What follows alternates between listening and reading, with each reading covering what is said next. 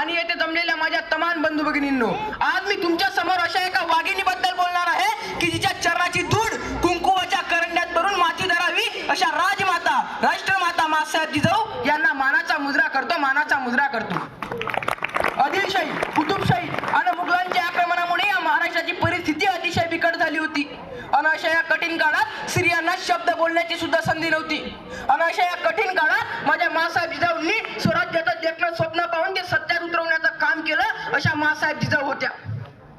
खरं तर छत्रपती शिवाजी महाराजांनी हे स्वराज्य उभं केलं व त्यांच्या माता मासाहेब जिजाऊ या विदर्भातल्या आणि त्यांचे पिता शहाजीराजे भोसले हे महाराष्ट्रातले, म्हणजे विदर्भातली लेक येते आणि या महाराष्ट्रातला पुत्र उभा राहतो आणि यांच्यात जाणीवतेनं या महाराष्ट्राच्या मातीमध्ये लोककल्याणकारी शत्रू उभा करणारा राजा जन्माला येतो. ही सगळ्यात महत्वाची गोष्ट आहे.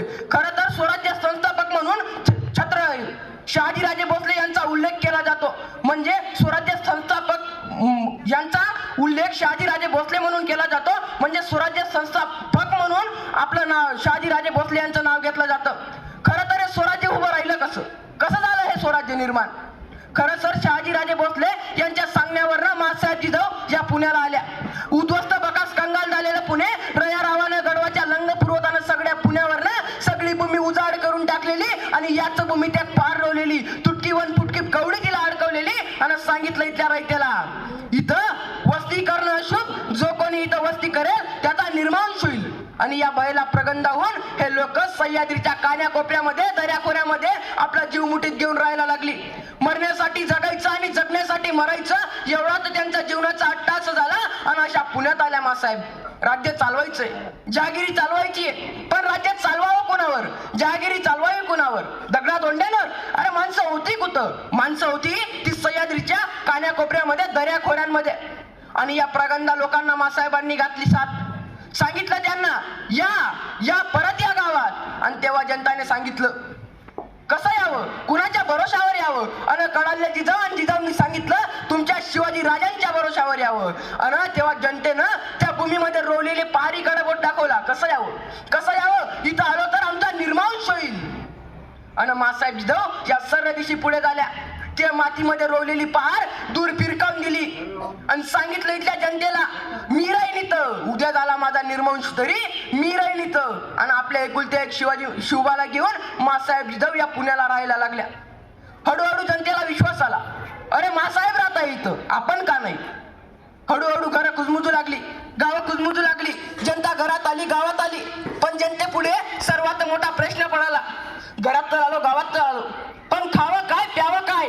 आणि त्यावेळी या महाराष्ट्रातली पहिली सहकारी संस्था उभी राहिली आणि त्या सहकारी संस्थेची संस्थापक होत्या मासाहेब जिजाऊ. ही सगळ्यात महत्वाची गोष्ट आहे. आणि या सहकारी संस्थेनं शेतकऱ्यांना बी बियाणे दिली, पिकं दिली, बैल जोड्या दिल्या. आणि शेतकरी हळूहळू रानात जायला लागला. पिकाची पेरणी झाली, मोत्यासारखी कंच लगडू लागली, मोत्यासारखी दाणे लगडू लागली. शेतकरी आनंदी झाला, कष्टाला फळ आलं असं शेतकऱ्याला वाटायला लागलं.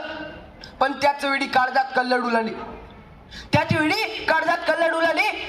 सह्याद्रीच्या कान्याकोपऱ्यात दर्याखोऱ्यांमध्ये लपलेले रानगव्यांसारखे प्राणी सगळं पीक निस्तनाबूत करायचे.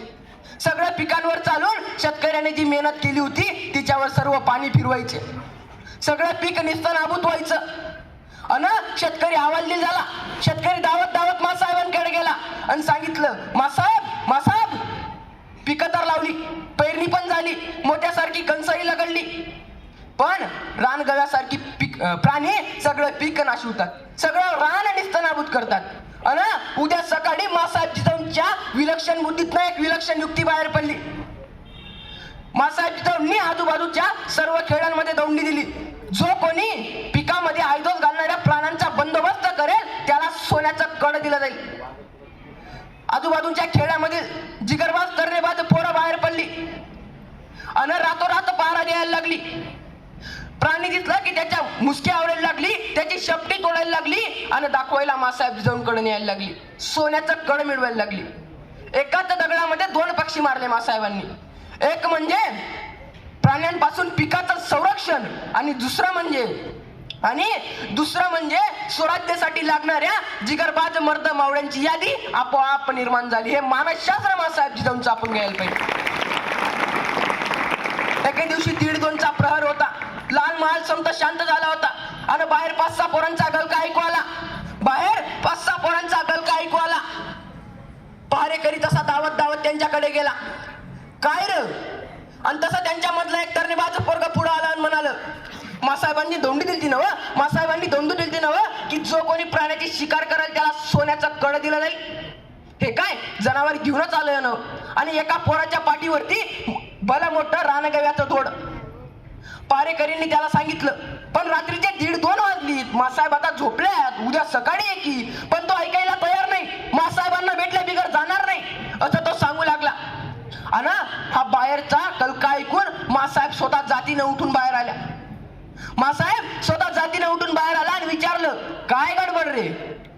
तसं त्या 5-6 पोरांमधलं एक तरणीबाज पोरगा पुढे आलं, म्हणाल, मासाहेब तुम्ही धोंडी दिली नव, की जो कोणी प्राण्याची शिकार करेल त्याला सोन्याचं कड दिलं जाईल. हे काय प्राणी घेऊनच आलोय नव.